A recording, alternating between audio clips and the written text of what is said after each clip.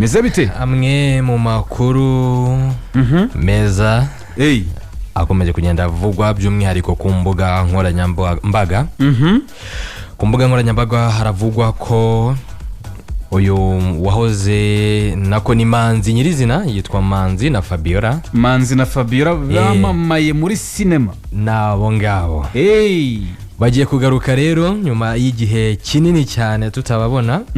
Manzi aragira ati biragoye kwihisha hano mu gihugu, abakunzi baranshatse bageraho barambona. yavuga ko bigoye ubundi kwihisha mu murima w'ubunyobwa, abantu bose baba bakureba. Na makuru meza cyane rero bagiye basangiza abakunzi bayo mu biganiro bagiranye na kimwe bitangazamakuru ikigenga bikora hano mu gihugu.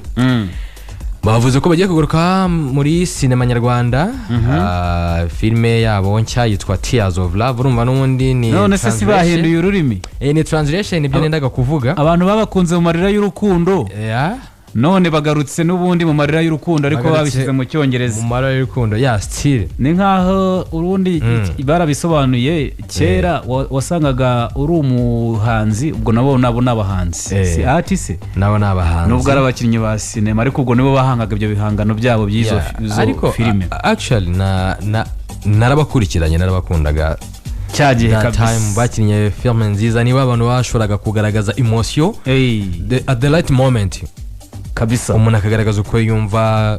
Still nacyo kintu bashyize imbere cyane kuko uyu Fabiola yavuze ko ari filime igamije kwigisha ibyiza byo kubaka umuryango uhamye no kwirinda ibikorwa bishobora kuwusenyera. No kwigisha n'ubundi kandi nabyo dukeneye, inyigisho nizo zikenewe. Kwigisha ni filime yego, ariko igira uruhare mu kwigisha no gusubiza ibibazo biri mu muryango nyarwanda.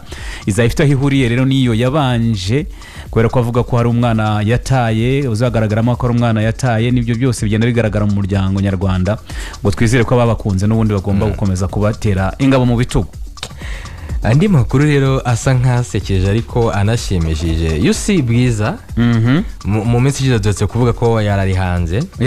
Bwiza rero yashyize amafoto ku rukuta rwa Instagram ari kumwe na Coach Gael hamwe na Tonzi. Aragira ati namaze kubona Pale na Marlene ati nsigaje umukunzi. Urumva cyane bya bindi byo kuzamura amarangamutima kugira ngo traffic izamuke kuri social media, like people they are talking, they be like Bwiza what is going on.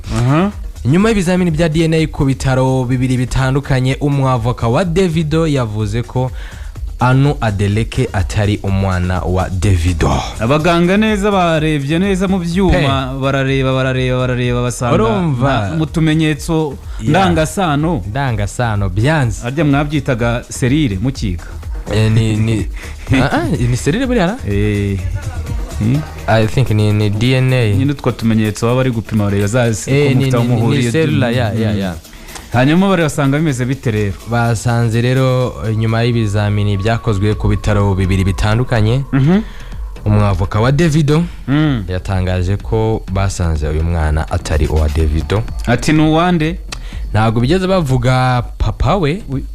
Harya mu Kinyarwanda baca umugani ngo ukirigiswe na benshi bigenda bite.